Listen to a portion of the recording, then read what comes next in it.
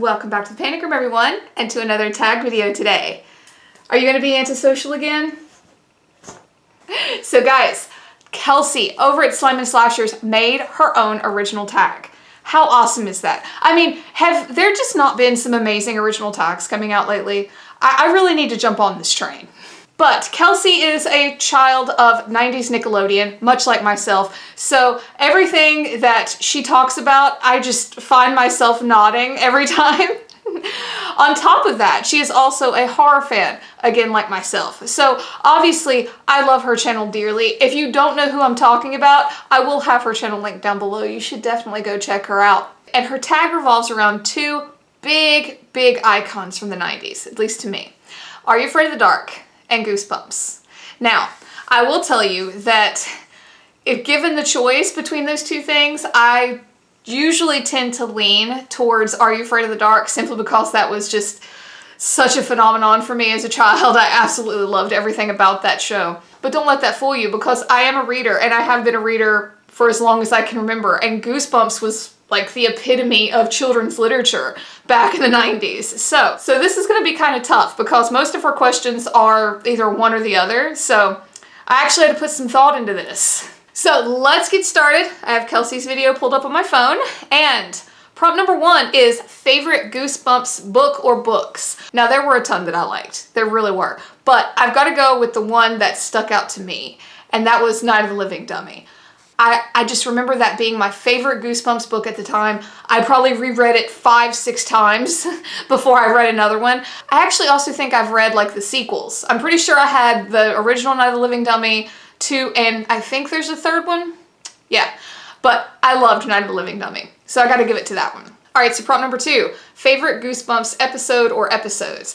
Okay, so admittedly, I'm a little too old to remember, at least to me, Goosebumps like during its heyday on TV, but my boyfriend's daughter actually went through like a whole Goosebumps phase with that. So I have seen all the episodes that I believe are available to be seen on streaming, and I have to say I went with two of them. The first one is Piano Lessons Can Be Murder, and I don't know, it's something about, I don't want to give anything away in case you haven't seen it or read it, but that like the whole, I guess, mundane aspect of just going for a music lesson and then what happens, and the like crazy character, especially like the instructor person, the crazy characters, I don't know, I really love that episode. I thought it was fun, but it definitely had some spooky parts. And the other episode was Say Cheese and Die. And I don't know, the whole thing about like the camera and, you know, what they see, again, I'm not going to give anything away, but what they see, I thought that was a little creepy, like a little bit pushing the boundaries for a kid's show creepy, at least to me. So those two, Piano Lessons Can Be Murder and Say Cheese and Die. All right, prompt number three, have you read any Are You Afraid of the Dark books? If so, what do you think? And if not, which do you want to possibly read? So I have not. And Kelsey was nice enough to link a list, and I wouldn't mind reading all of them, honestly, just for no other reason than a walk down memory lane. So yeah, that's a short answer, but that's about all I can say. There's really not one that stuck out over the other. I've heard that they're not the greatest thing in the world, but I would give them a shot. All right, so prompt number four. Favorite episode or episodes of Are You Afraid of the Dark? Now, I'm gonna warn you guys here, this is a long one for me, but my other answers are relatively short, so settle in. Now, I actually pulled up the Are You Afraid of the Dark wiki and was going through all the episodes because it's been a hot minute since I've seen them, but they made a huge impression on me, and a lot of them, I remember the story, I just didn't remember the actual name of the episode. So I did go back through, obviously you guys know all of them start with the tale of, so if I don't say the tale of, I feel like you get what I'm saying.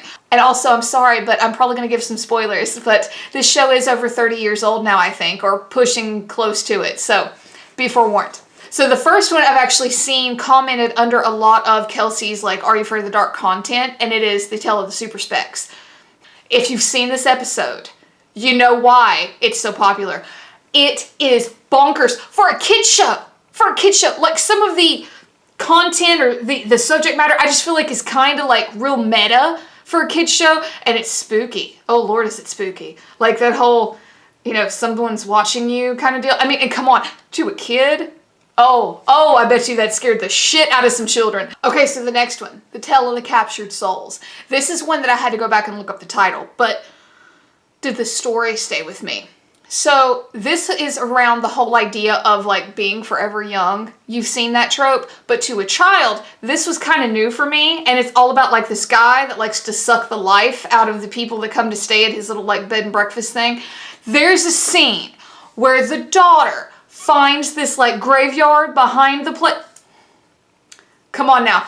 Tell me, all my spooky kids out there, tell me you didn't think or play that. Like you're walking through the woods and like play like you came upon a cemetery. Or, come on, am I the only one that did that? Probably. Anyway, moving on. Okay, and the next one, The Tale of the 13th Floor.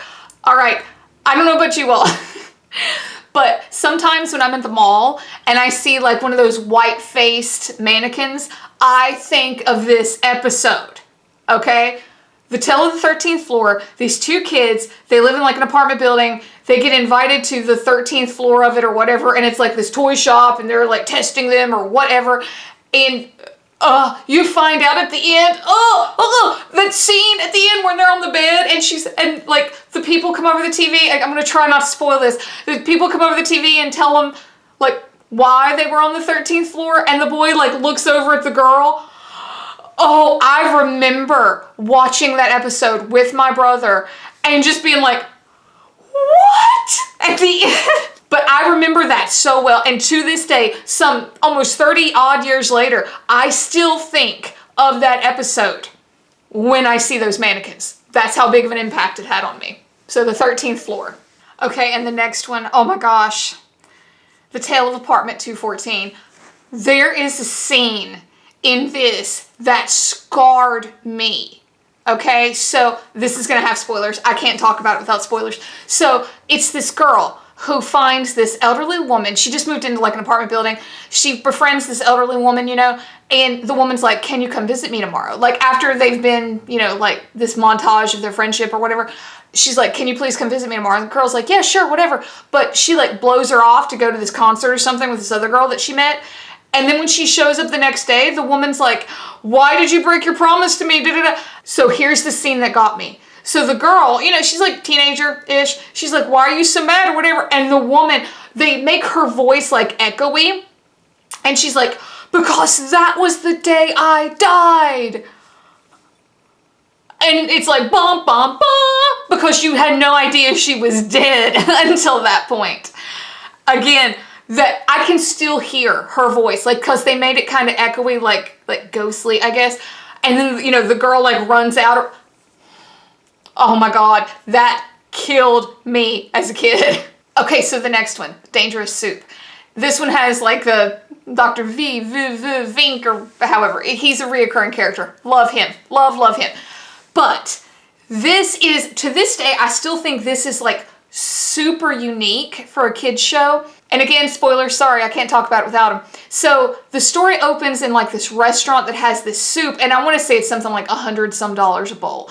And the waitresses, like the main characters in the story, are talking about how crazy it is, you know, that it's this much.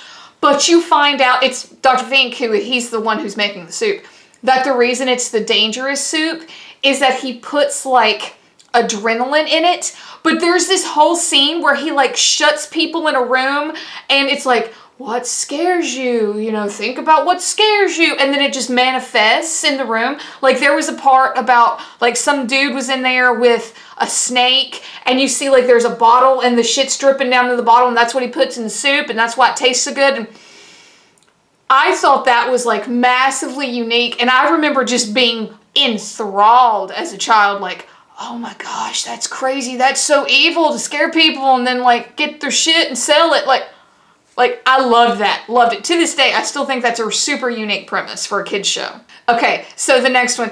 I feel like this is going to show up in so many of us because of just the nature. It's called The Tale of the Bookish Babysitter. This is about a woman with like magical books. I mean, come on. Of course I loved it. I feel like it's going to show up on a ton of these videos. But yes, that's all I'm going to tell you. I won't give you any spoilers. But it's The Tale of the Bookish Babysitter. And I remember being a kid. Hell, looking back now, I'm like, I want to be this girl. Like the bookish babysitter woman. Like, I want to be her. Can I just be her? Oh, okay, guys. I have the funniest story with this next one. It's the Tale of the Renegade virus. If I can find him, I will put a picture here. I'm sure there's something up there. He is not scary. He's like real little. He's got silver face paint. I don't know. This thing scared the living shit out of me as a kid. And I'll tell you the scene. Okay, again, spoilers. But this scene scared the living bejesus out of me. So the whole thing is like, there's like this nerdy kid and he's, you know, with the teacher who supposedly made this virus or whatever, and it gets out, like physically. Like, it's not like a virus in a computer, like it actually gets like a form and gets out and starts terrorizing them and running around the school, all this. So the kid starts to notice that he gets this rash on his hand. So right away I'm like, okay, so in the rash, hang on, I'll show you. Okay, here, it's like that, right? It's like a plug-in, except in his hand, it's the part that you plug into. I hope this is making sense. You see, guys, I'm not a smart girl. Anyway, so it's on his rash, like that's what's developing, right?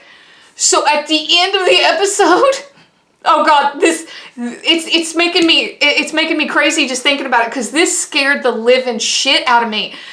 The virus gets him wrapped up in like a desk chair, right? So he's tied up and he like forces his hand to flip open so that the little like plug-in thing is here. And I mean, I know all of you probably know where I'm heading with this, but as a kid, I didn't. So the virus jumps up on the desk and like takes his glove off, and he's got like a little cord, and it's got the other end of the plug, and it just starts waving around. And he looks at this kid and he's like, I can't wait to live in your brain. And it's like this slow motion, like as the plug's starting to go to it, because all his buddies are trying to do something to like beat the virus back in another room somewhere. But like this slow motion where he's gonna plug into the guy's brain. Oh my God, I was like, like nightmare fuel. That episode literally scarred me. I think about that all the time. And it's not like one of these, like what I showed you. It's like an old school plug-in, and every now and then, my boyfriend's in IT, every now and then he'll like bring something home because he has like a box of that kind of cords and shit, and I'll see one and I still think of that episode. So yeah, the Tale of the Renegade virus. Okay, the next one, the Tale of the Closet Keepers. This one was another one that I thought was really, really unique. And there were parts of it that were kind of like funny, but I really, really thought that this was a super unique episode. So spoilers, sorry, I can't. Plus the show's super old, so give me that. So it's about this deaf girl. And this like kind of a bully, sort of kind of, I mean, he's not like a bad bully, and he definitely learns his lesson, but so he's kind of like dogging her because A, she's better at him in basketball, but also because she's deaf. So they get like, I don't want to say abducted, but they get in this whole like spaceship thing, and you find out that it's like this human zoo, but there's no bars on the windows. So the kid, the little bully guy, is like, well, screw this, I'm gonna leave. And when you try to go through like the window or the door, there's these sound bars, and I can still hear him. There's these sound bars that keep him in, so he's like, oh God, you know. But they don't know that the other girl, the other one they picked up with him, is deaf. So then there's this big, massive adventure of her having to like maneuver around and, you know, figure out like how to get all these kids out and all this. And it's so good. It's so good. And, you know, of course the bully like learns his lesson that she, you know, can do anything that anyone else can do, even though she can't hear. Oh, it's so good. And I remember being a kid, like when you find out that they're kept in by sound, you know, you think you figured something out, and you're like, oh, she's gonna save him because she's deaf. So I loved that episode. Loved it. You guys know I'm not much for my romance, but there's one called The Tale of the Jagged Sign that is just so pretty. Okay, so it's actually really well done because it has like these whole spooky elements, but then it ends like so sweetly.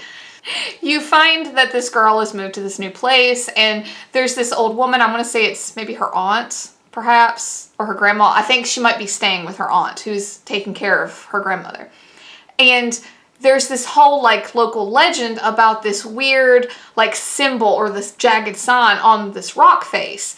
And you know, there's like ghosts that show up and everything, but you find out that the symbol on the rock face is actually beautiful. It's actually a beautiful ending. I don't want to spoil it, but it's actually a really beautiful ending. It's a wonderful story. Probably the most perfect romantic story that I could ever watch, because it's like spooky, spooky, spooky, spooky romance. So I loved it. I had to throw it on here. I thought it was really well done. And I remember watching it as a kid like, aww. So, The Tale of the Jagged Sun. Okay, so the next one. Station 109.1. I don't hear anything about this particular episode, and I don't know why. I want to say it has Gilbert Godfrey in it, I think. And so the whole premise, I mean, and I'm going to tell you what it's about, but it doesn't spoil it for you. The whole premise is that you got this kid that's obsessed with death, and he finds this like weird whacked out radio station, and he goes to it, but it's like the waiting room for the afterlife, and then antics ensue. The end, when like he's getting ready to walk through the door. Holy God, in a kid's show. Like, I don't even know. It was so good. You really should go check it out, because like Gilbert Godfrey, there's this quote at the end, because I guess, you know, as a kid you think like, well, you're gonna rail against the dying of the light, so to speak. And the kid is like, you know, he sees this old man, you know, kind of calmly walk through. And I want to say Gilbert Godfrey tells him something like, you know, it's not always a bad thing, you know, when you've lived a good life. Is that not a little deep for a Nickelodeon show? I mean, you really should watch it. It's really good. And I don't hear anything about it. But I remember, like, at the end of that episode, you know, you got, like, the weight of the world on this kid's shoulders thinking about death and shit. And it was really good. I loved it. So, The Tale of Station 109.1. All right. The Tale of the Vacant Lot. This is probably one of those that I have seen over and over and over again. I loved it so much. And it is so creepy, but such a good message. All right, so you got this girl, and this isn't really going to give anything away. You got this girl who she finds this like magical, almost like Arabian Nights kind of store, just like poof in the middle of this lot. And it happens to have everything that she's going in there looking for. Like, you know, if she has a date and she needs something to wear, it's there. If she wants like tickets to something, they're there. And so the girl, when she's there, the woman who owns it tells her, you know, like, well, you know, I'll just take something that means nothing to you instead of, you know, money or whatever.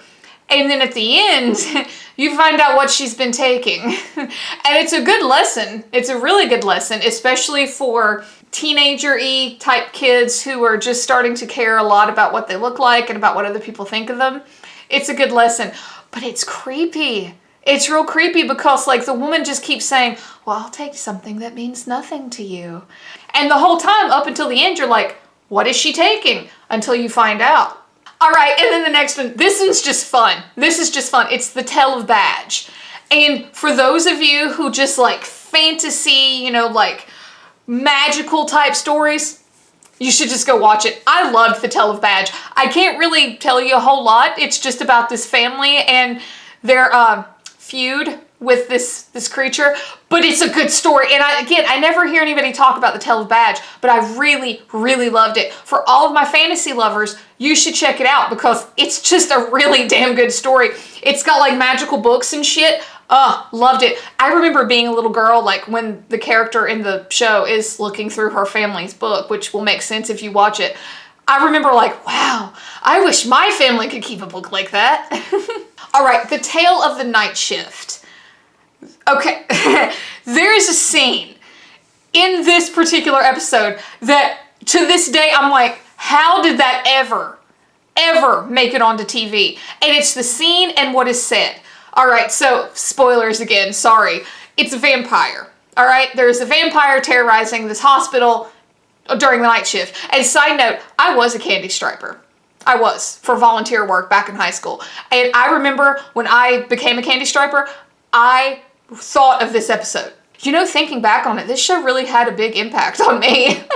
But getting back to it, so our character is a candy striper and she's super busy, you know, doesn't have time for anything.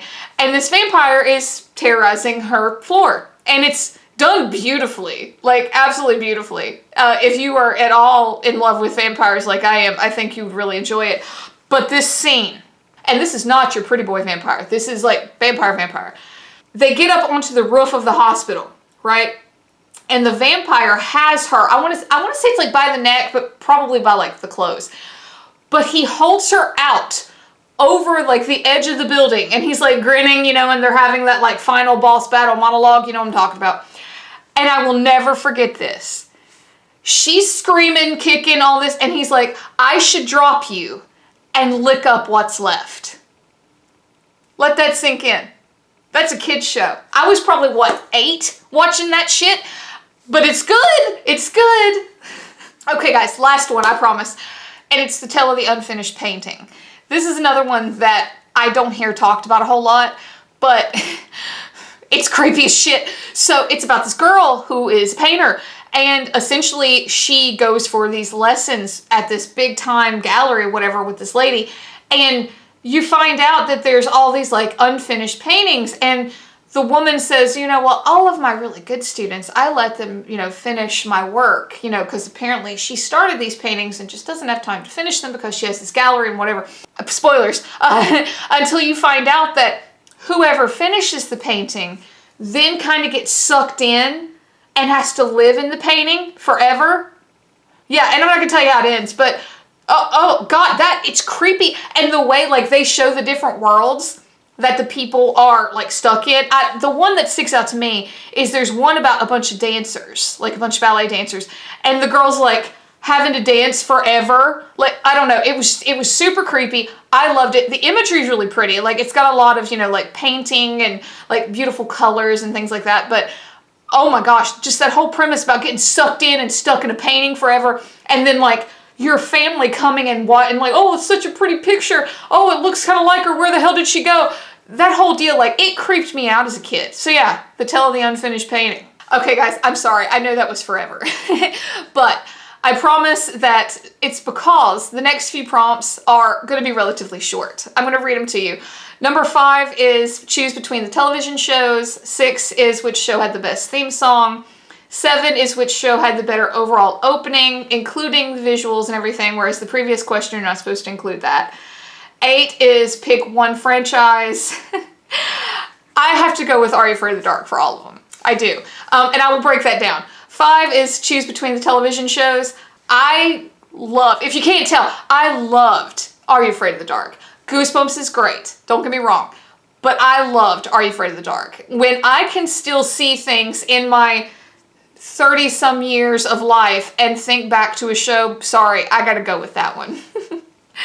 6, which show had the best theme song? Now, Kelsey mentioned something about how the Goosebumps song itself, because you're not supposed to take the visuals in for this particular question, the song itself is good, but I could literally just listen to the Are You Afraid of the Dark theme song because I love the feel of it. It's very spooky. To me, it sets the scene. Like, I can see the fog rolling in. I don't know. There's something about it. It's very, like, background music at a Halloween party at night on a crispy fall evening. I don't know. I love the theme song. Let's just say that. All right, so number 7 is which show had the better overall opening, and this one is where you include the visuals. Are You Afraid of the Dark gets it again because they have such, like, mundane stuff. Like, the one that sticks out to me besides the boat in the water is the lightning flash with the clown's face. It's all very mundane, but it's spooky as shit, and it's great. So, again, with Are You Afraid of the Dark? And if you could only pick one franchise for 8, of course, I'm going to go with Are You Afraid of the Dark?